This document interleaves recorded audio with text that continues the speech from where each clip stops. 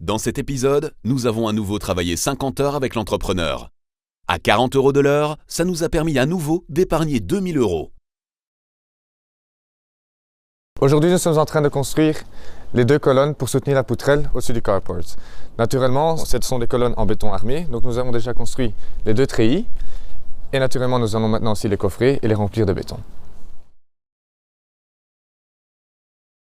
Vous pouvez réaliser vous-même l'armature des colonnes. Il vaut mieux faire la préparation à l'avance.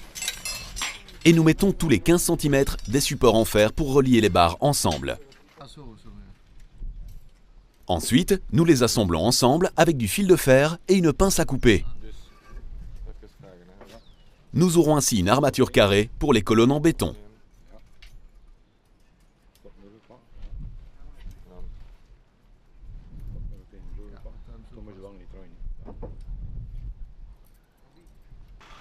Nous glissons maintenant l'armature sur les broches qui sortent du sol.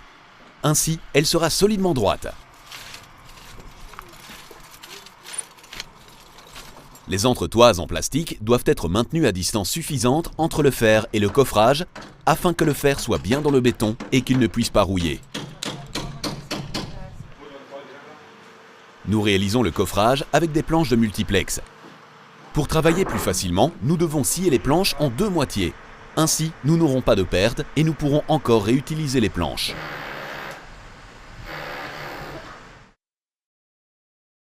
Nous travaillons avec une poutre. Ainsi, tout reste bien droit. Lors du mesurage, il faut évidemment tenir compte de la largeur de la scie circulaire. La poutre a précisément la même largeur que la colonne que nous allons couler. Nous fixons d'abord les vis de manière momentanée. Nous voyons que la poutre a la même largeur qu'une pierre de construction rapide, donc que le mur. Et cela va aussi devoir devenir la largeur de la colonne. Ainsi, nous pouvons fixer les planches dans un coin droit et nous pouvons continuer à visser.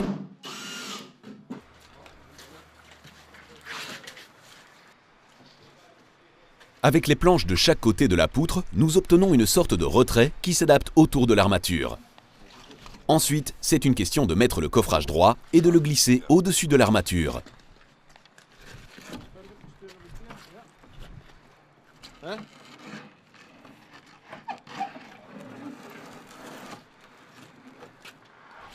Nous veillons à ce que le coffrage soit bien dans le crochet.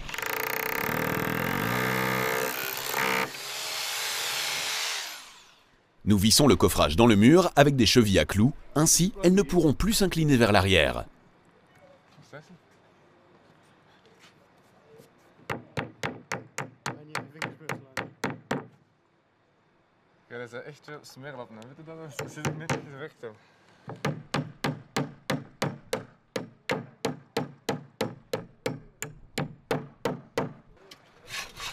Par la pression du béton, les planches pourraient s'arrondir ou s'ouvrir. C'est pourquoi nous mettons tous les 30 cm des attaches autour des poutres.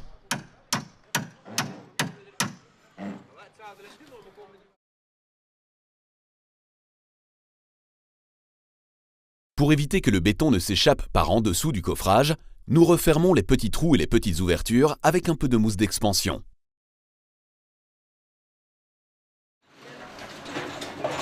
Nous faisons nous-mêmes le béton pour les colonnes.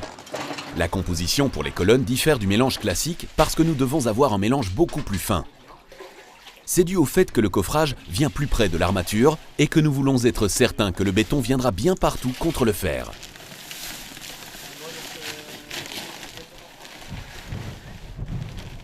Le mélange pour les colonnes est composé d'un sac de gravier de rivière, de 2 sacs de sable et de 2 sacs de ciment et d'un peu d'eau. Laissez le moulin tourner pendant que vous mélangez. Pour la solidité des colonnes, nous utilisons du gravier fin de rivière, par exemple de 7 à 14, parce qu'il est plus résistant que le gravier calcaire poreux. Pour du béton, le mettre dans des cuvettes et le verser dans le coffrage est un travail manuel et donc idéal pour un travail de bricoleur.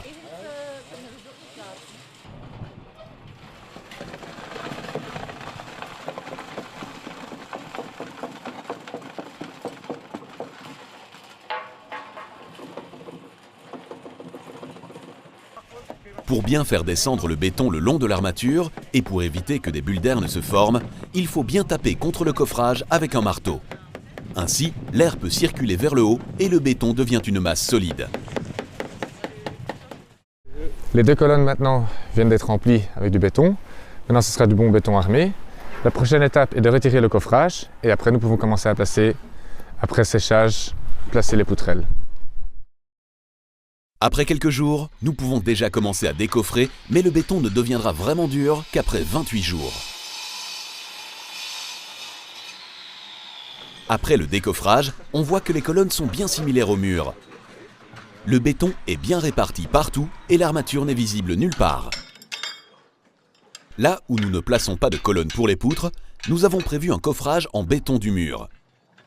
Les briques ne sont en effet pas suffisamment fortes pour soutenir les poutres, tandis que le béton l'est.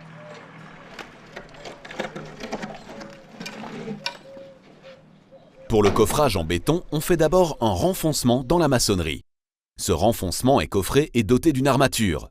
Il est ensuite rempli de béton.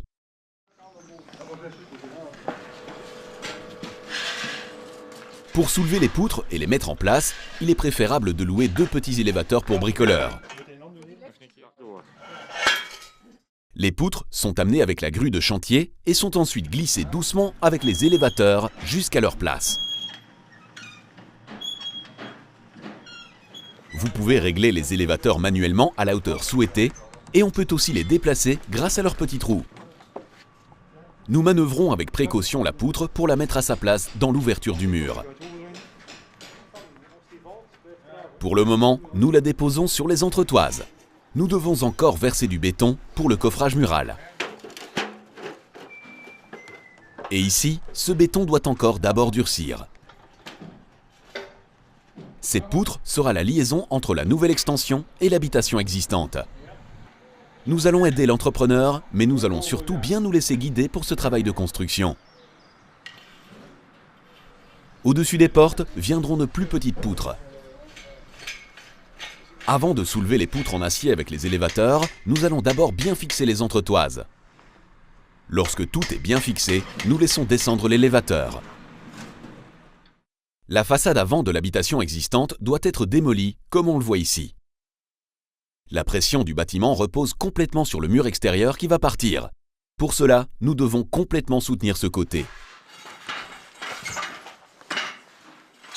Nous faisons cela à 40 cm du mur extérieur. Nous plaçons d'abord les pieds pour fixer les entretoises, ainsi elles sont bien stables.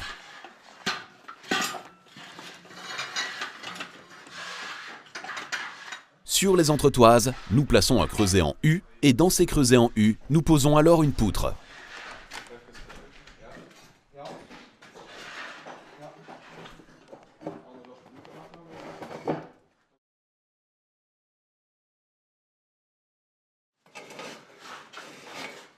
Vous pouvez ensuite tourner les entretoises vers le haut jusqu'à la poutre contre le plafond et ainsi la pression du bâtiment peut être supportée.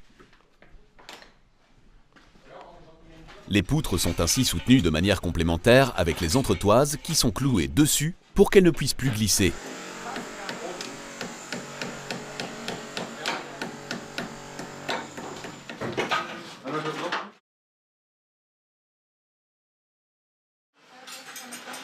Le bâtiment existant est ainsi soutenu jusqu'à 40 cm du mur extérieur.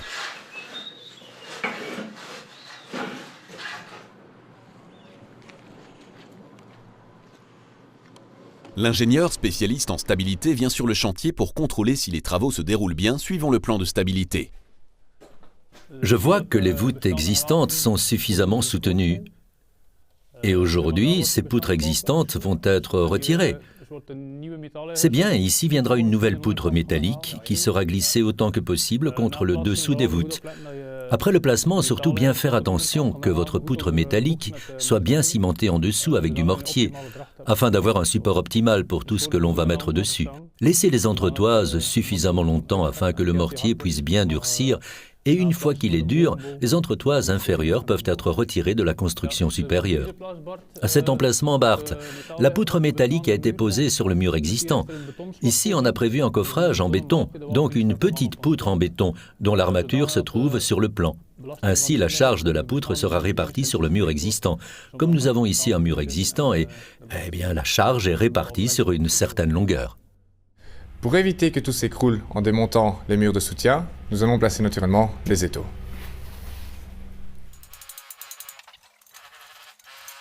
Lors de la démolition, nous commençons par retirer les entretoises sous l'ancien linteau. On peut facilement démolir les pierres de la façade avec un marteau et un burin.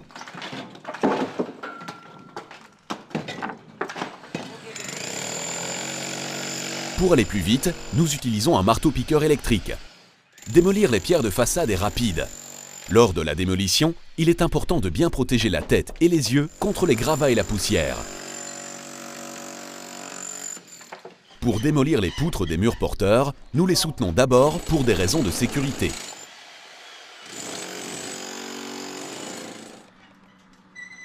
Lorsque les poutres autour ont été libérées, on les laisse tout doucement descendre avec l'élévateur afin que tout ne redescende pas en une fois. Une petite grue de chantier comme celle-ci est indispensable lors de travaux de démolition et pour déplacer des matériaux de construction. Tout le monde peut apprendre à les utiliser, mais vous devez bien avoir une attestation. Quelques jours plus tard, le mur extérieur du bâtiment existant est démoli. Le mur intérieur est maçonné et achevé avec un revêtement en béton, et ainsi tout est prêt pour mettre là aussi une poutre.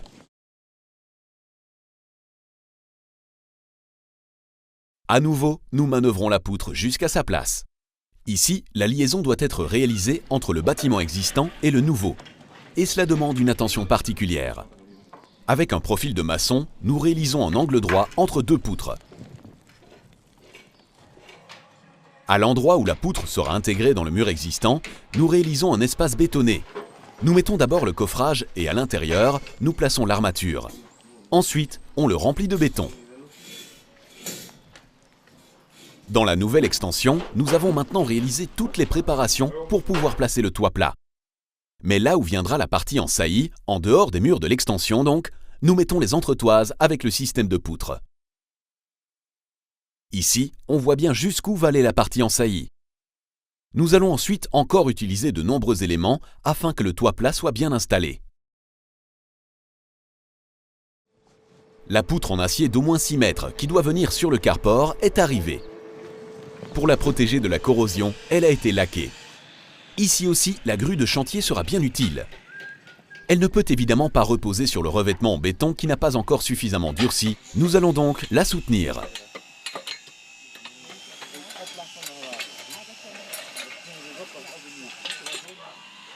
Placer la poutre est un travail de précision où il faut bien savoir maîtriser la grue.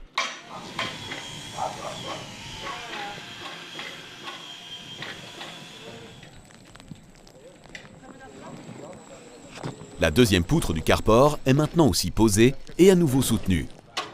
L'entrepreneur veille à ce que tout soit bien de niveau.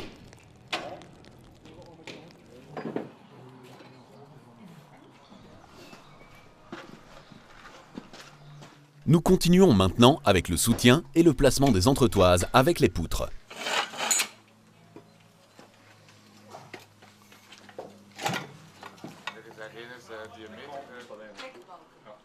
Ja, hier naar beneden. En dat ligt in hoe noemde die? Ja, voetjes. Het is goed. Voetjes.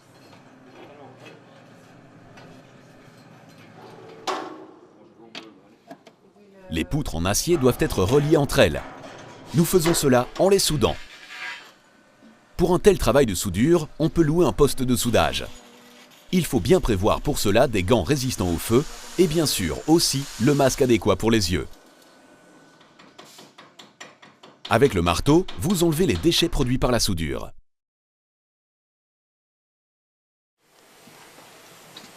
Le coin entre les poutres est soutenu avec une colonne en acier. Nous plaçons la colonne afin qu'elle s'adapte parfaitement au milieu de la poutre. Nous soudons ensuite la poutre et la colonne ensemble.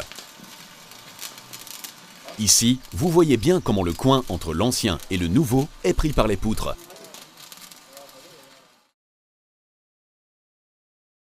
Être protégés de la rouille avec une peinture anti-rouille. C'est un travail idéal pour un bricoleur.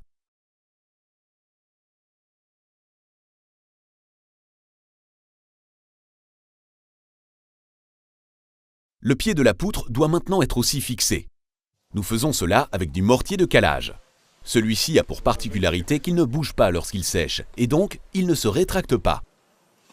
Parce que du mortier qui se rétracte pourrait s'affaisser et sous une colonne, cela remettrait la stabilité en cause. Un conseil pour les bricoleurs, si vous n'avez pas de coffrage, vous pouvez toujours vous aider avec du sable, avec lequel vous faites une digue pour maintenir le mortier à sa place.